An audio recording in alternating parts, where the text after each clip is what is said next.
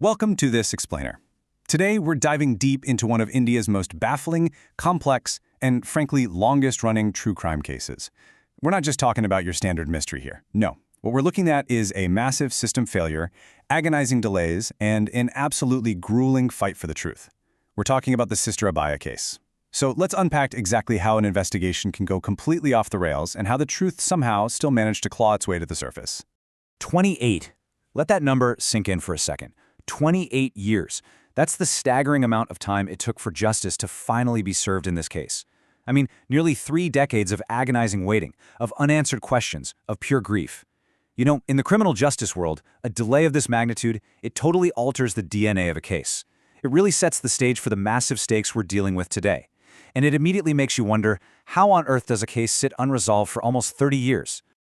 Okay, let's go back to where it all began. Part 1. The 1992 convent mystery in Kottayam, Kerala. Before we dive into the actual crime, we really need to understand who the victim was. Sister Abhaya was a young nun living inside a local convent. By all accounts, she was a calm, incredibly disciplined young woman, super devoted to her religious life, and really focused on her studies. And her environment? Well, it was exactly what you'd expect from a convent. Strict, highly secure, and above all, quiet. It was a sanctuary of peace, which honestly makes what happened next so profoundly shocking. So here's how things unfolded. It starts on a totally ordinary, quiet night, March 27th, 1992. But the very next morning, it completely shakes the entire state of Kerala to its core. Sister Abhaya's lifeless body is discovered right there, inside the convent's well, and the immediate reaction was just total disbelief. I mean, finding the body of a devoted young nun in such a supposedly safe, peaceful sanctuary, it was literally unbelievable to the local community. It completely shattered their illusion of safety. Which brings us to our second section. Accident, suicide, or murder? The conflicting theories. Right out of the gate, local authorities kind of just assumed this was a tragic, simple accident. They figured, maybe she just slipped and fell into the well. But here's the kicker. The medical evidence told a completely different story. Postmortem reports showed unnatural injuries on Sister Abhaya's head, injuries that absolutely do not match a simple natural fall. So this crucial piece of medical evidence totally flipped the script. It meant this was no accident. Suddenly, things were looking highly suspicious. And those head injuries, they gave birth to a much darker theory. Investigators started piecing together this chilling narrative. What if Sister Abhaya had stumbled upon something? The theory was that she caught someone engaging in some highly suspicious, late-night activity inside the convent walls. Because she saw something she definitely wasn't supposed to see, she was intentionally eliminated. Just like that, this local tragedy morphed into a deeply complex, deliberate murder mystery. Moving on to Part 3, System Failures and Lost Evidence.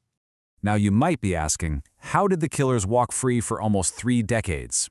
Well, from day one, the investigation was a total mess.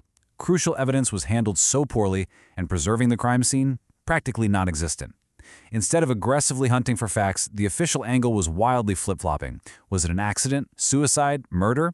Throw in a bunch of different agencies getting involved, and you've got a total lack of clear direction. Actually, it was worse than that. It was institutional paralysis. As the years slipped by, the case just sat there, unsolved, purely because of these monumental early blunders. Next up, Section 4, Decades of CBI Investigation. So, look at this timeline. Between the actual crime in 1992 and the eventual verdict in 2020, there's this massive, glaring void. We call these the waiting years. This huge chunk of time was basically defined by the Central Bureau of Investigation, the CBI, taking over, a total carousel of changing theories, and a public that was just desperately waiting for answers. During all those waiting years, things got incredibly messy. The CBI investigated multiple suspects. At one point, people were actually falsely accused based on super flimsy evidence only to be cleared later on. And on top of that, there were all these widespread reports of intense backroom politics, high-pressure tactics, and heavy institutional influence trying to sway the whole case. Because of all this chaos, public trust just tanked. People legitimately started feeling like the truth was being intentionally buried by the powers that be. All right, let's get into Section 5, the 2020 court verdict, a truly historic milestone. After what literally felt like an endless, spinning investigation, we finally saw some concrete action. Arrests were made of key individuals connected to the convent, which kicked off these incredibly exhaustive court proceedings. The courts had to meticulously comb through old witness statements, piece together circumstantial proofs, and basically salvage whatever evidence survived those bungled early days.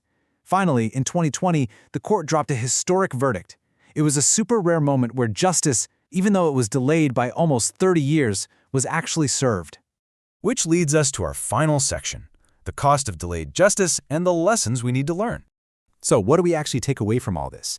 There are a few core lessons here. First, the truth endures. No matter how deep a secret is buried or how much institutional weight is pushing it down, it has a way of surfacing. Second, and this is absolutely crucial, evidence handling. This case is basically a masterclass in how tiny initial mistakes at a crime scene can let criminals dodge justice for decades. You absolutely need a tight investigation from day one. And third, public pressure. Relentless media awareness and public focus are non-negotiable if we want to hold institutions accountable. If the public had looked away, this case would have definitely just vanished into the archives. At the end of the day, the Sister Abhaya case proves one undeniable thing. Justice can be extremely delayed, but it's never impossible. It's a really stark reminder of how resilient the truth is, proving that sheer persistence can actually overcome even the most deep-rooted system failures.